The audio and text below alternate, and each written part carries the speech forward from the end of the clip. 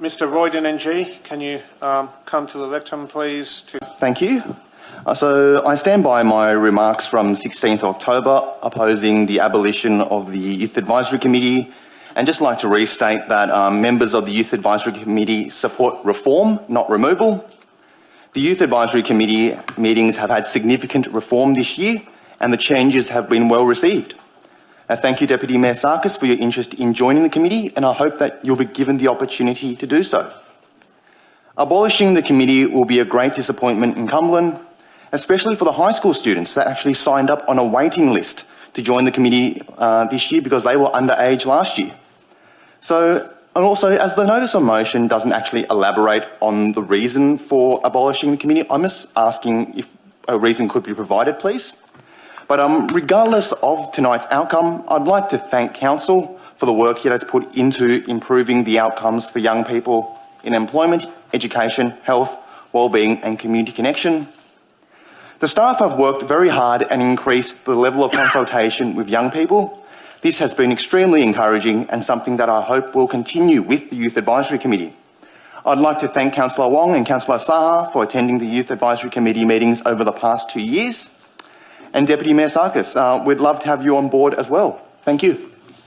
Mr. Rish Okolka, item C11 19-290, Youth Advisory Committees.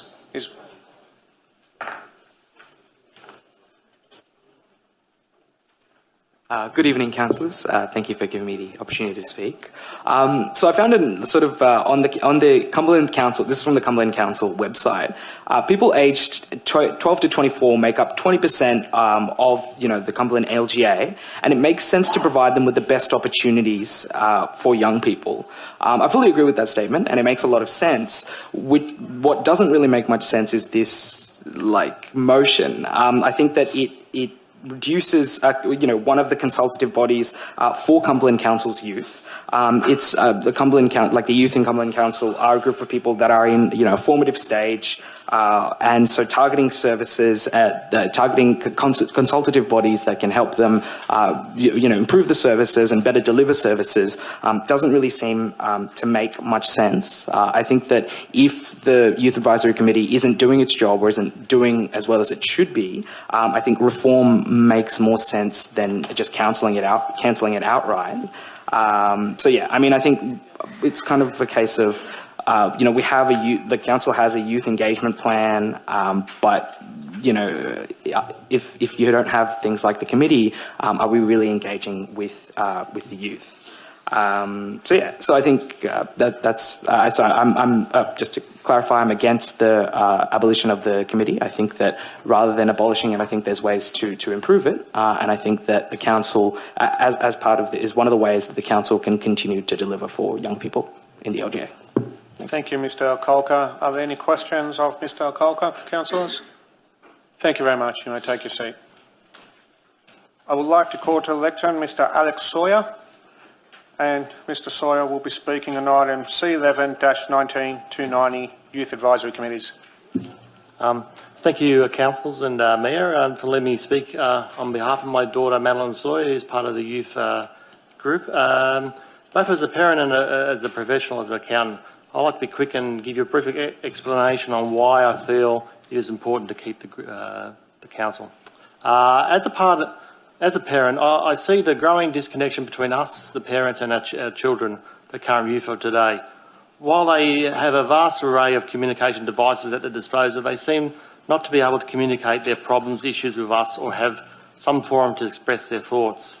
Since joining the committee over a year ago, I've seen Madeline look actively towards her two-hour-week meetings, volunteering with no financial gain, and basically telling myself and my family in great detail on what part of the planning they had accomplished that night.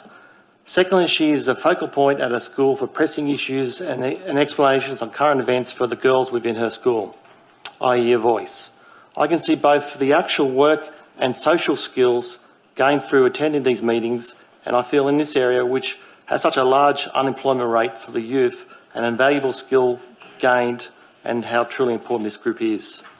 Lastly, I'd like to appreciate the I appreciate the budgetary constraints and the importance of sticking to an overall strategy for councils to be accountable to. We should not be short-sighted and push these serious issues aside for the next group to face. We must realise, for such a little investment in time and money, the importance of building a genuine bridge and a forum for youth to voice their problems and ideas. Let's hope we don't miss the golden opportunity. Thank you. Notice of motion, Youth Advisory Committee. Thank you. Councillor Atty, do you wish to... Open for debate, Mr Mayor. Okay, we have Councillor Saha. Thank you, Mr. Mayor. 1 in 5 people in Cumberland LGA are aged between 12 and 25. That's about 38,000 young people living in our LGA. Young people want to be engaged, and they also want to be involved. And yes, Mr. Mayor, they were involved, they were engaged in the process of developing Cumberland Youth Strategy 2017 to 2021. Thank you for all the hard work that's been put by the council officers and all the young people in Cumberland LGA. I also want to mention that Cumberland Council won the New South Wales Local Government Excellence Award for our visionary youth strategy, which identified clear action for the council across employment, education, health and well-being, community connection and safety. In the strategy, it clearly states our vision for Cumberland is to become the best place for young people in New South Wales, Mr. Mayor. Our strategy says young people are the future. It further goes on that give everyone opportunity to have a say. Involve young people in decision making is important because it creates more opportunity. It's empowered them. And when they are empowered, they learn, they engage, and they take positive action to make positive change in their community. Mr. Mayor, in the last 6 to 8 weeks, in the council chamber, what we are doing, I think our priority have changed. Our priority have changed to just abolish these advisory committees, where our priority should be looking at other matters, like rate harmonization. We know we have great difficulties in managing our budget and bring back it into surplus.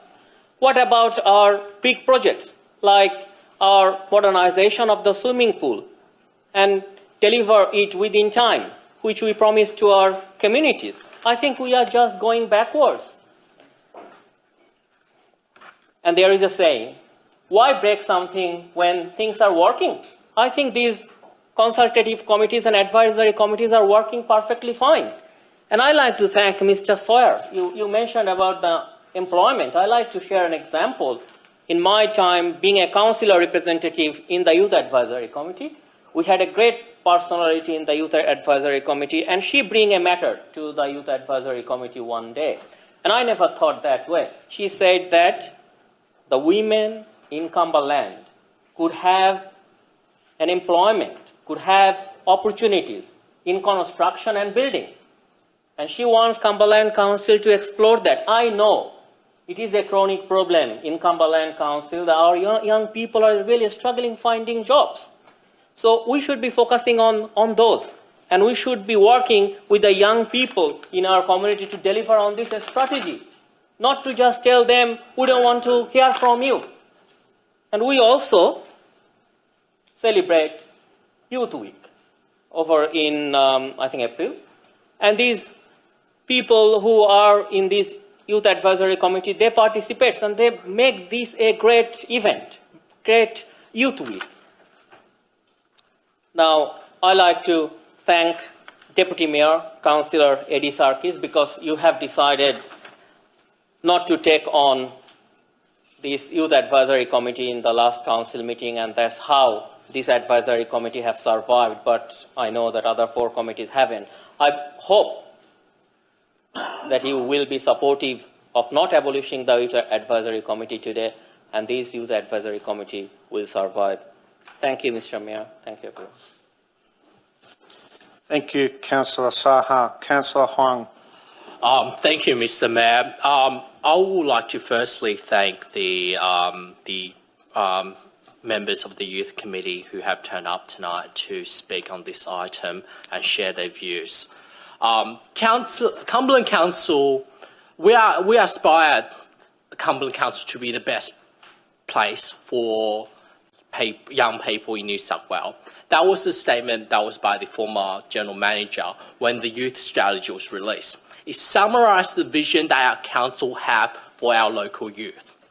Youth strategy is an award-winning strategy, internationally recognised, which was developed with the help of the local youth, and many of whom who sits on the Youth Advisory Committee. In developing the strategy, a question was asked: what do young people want council to do to support them? And what was the response? Involves young people in decision making and creating more opportunities where young people are empowered to learn, engage and take action to make positive change in their community. And this is exactly what Youth Advisory Committee is trying to achieve.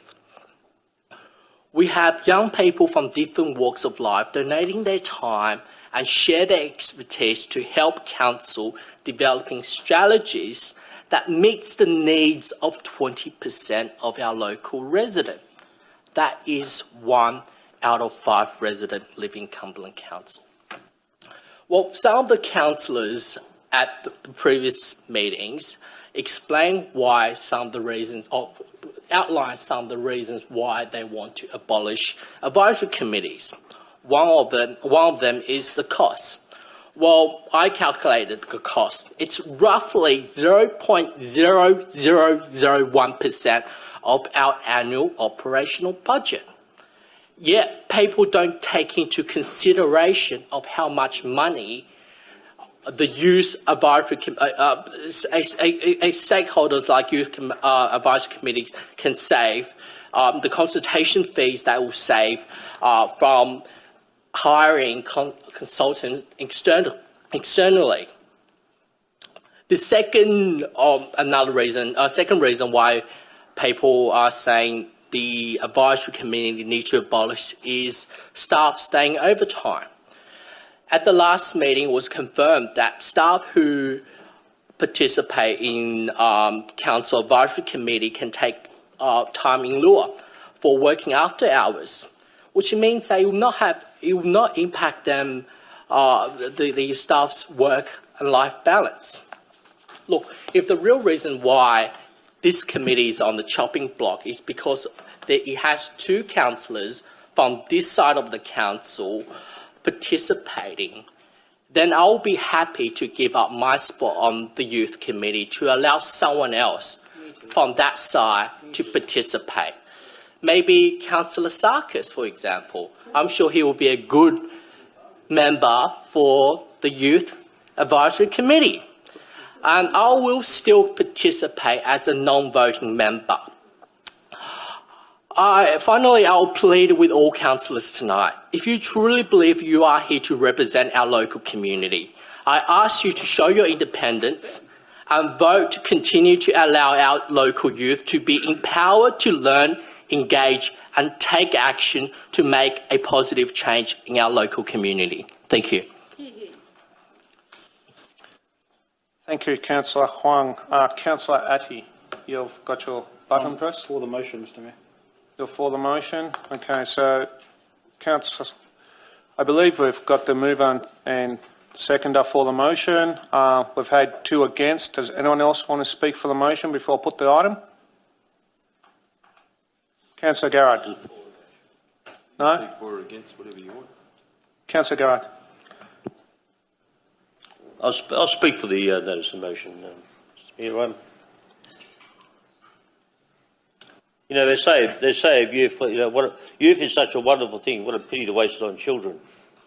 But at the end of the day, it seems to be an attitude amongst some that you have to have committees in order to get anything done. My experiences in life is that that's probably not the way to do it. There's a number of ways that you can achieve a result. I suppose at the end of the day, you're trying to be inclusive when you actually come out with a number of outcomes.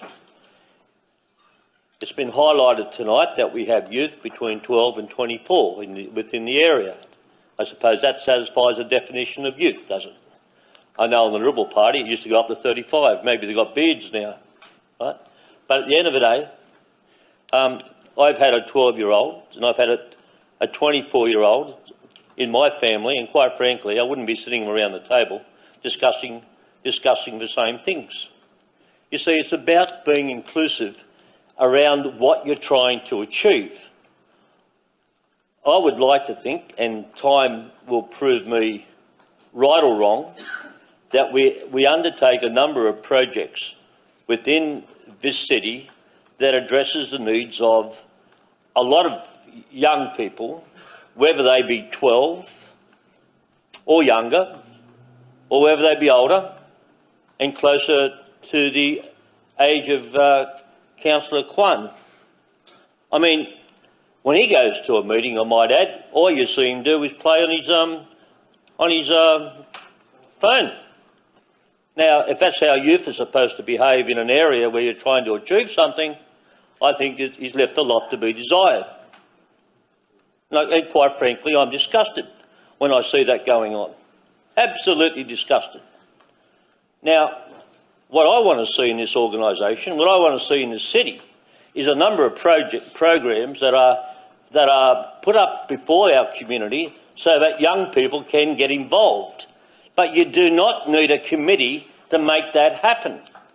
That might be the way some people think around here, but I've seen other more progressive organisations behave in a different way and get better results. So at the end of the day, we'll just see where this ends up in 12 months' time, and you know, I'm on notice to ensure that this organisation pursues the endeavours of youth as much as anybody else wishes that to happen. But there's not just one formula to this. And if people think the one formula is to go and have a committee, well, there's been a lot of comment about committees over the years of all descriptions and what they achieve. Thank you, Councillor Garrard. Council, if there's no further speakers on this matter, I'll put the item. And my apologies. Right of reply, Councillor Addy. I can see you waiting Mr. Mayor, there. with great respect, you're now going down the same path as Councillor Cummings. All this body you can't even see anymore. I've been put on notice, Councillor Addy. I'll put you on notice, Mr. Mayor, on the next meeting. Mr. Mayor, if you actually listen to what was said today, it sounds like this council's doing nothing. There's nothing in this entire council except the Youth Advisory Committee. We're not doing rate harmonisation, are we? We didn't spend an entire day on the budgets the other day, did we? We're not fixing... Excuse me, Mr. Mayor, I do have the floor, and I would also like to request that Councillor Saha, if he's going to continue this way, to apologise before he continues. This is the closing debate, no time for debate. Council, please allow Councillor Addy the due respect of letting him... We're not doing any projects at all, Mr. Mayor. We're not doing anything. There's nothing that we're doing because actually the Youth Advisory Committee has stopped everything. This council does nothing at all. Why should we lead the youth of this committee, of this council, to actually undertake what we think they want going forward in a committee where they're being manipulated, where they're being changed, where they have issues with regards to constitutional problems about age, etc. Why don't we let the youth themselves create a council or a small committee themselves and come back to us and advise us? That is how you empower the youth. You don't need our staff, you don't need... They want a venue, we've got plenty of venues they can use free of charge. Have the actual youth themselves create their own committee, their own council, and come to us. Guys, this week we had a meeting. We feel that you're actually neglecting this particular area. We want to actually see if you can do this for us. Why should we tell them what to do? Let them tell us what to do. And you don't need a committee for this. I mean, Councillor Garrard was correct. You don't need any committee for anything. And if it was up to me, I'd abolish all the committees. We don't need them. You would actually need... If you look at Parramatta Council, they've only got 3. And none of the committees they have, with the exception of ATSIC, is actually the same as our committees. Nothing. They've got a cycleway committee because they're building a cycleway between here and Lane Cove. and they've got ATSIC, and they've also got a major projects committee. So why do we need the committees? Well, let's explain about some of the figures that came through our, as they stated, the other side of the chamber, that the youth committee, the youth between the ages of 12 and 24, is actually 20%, I heard. It's actually just under 20%, it's 17% to be exact. However, if you look at 25 to 40 or 50-year-olds, that actually is almost double. Why don't we have a committee for the middle-aged people in this city of ours? You talk about numbers, let's talk about numbers.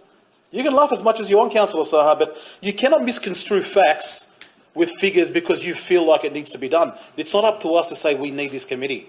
Let the youth have their own. Let the youth do what they want to do and let them come to us. Let them speak up there and represent the council. Say, councillors, our committee recently just stated that we're looking at this project. What do you think?